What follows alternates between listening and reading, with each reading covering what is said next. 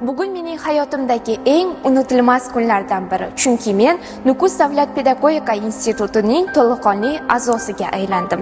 Bu maskan ilm va ma'rifat dargohi, yoshlar orzularini ro'yobga chiqaradigan muqaddas makon. Men 7 yildan beri Yoshlar ittifoqi tizimida sardor sifatida faoliyat yuritib kelmoqdaman va aynan shu faoliyatim tufayli Vazirlar Mahkamasining 914-sonli qaroriga asosan Tarix fakulteti milliy g'oya, ma'naviyat asoslari va huquq ta'lim yo'nalishiga muddatidan avval talaba bo'lish baxtiga muyassar bo'ldim.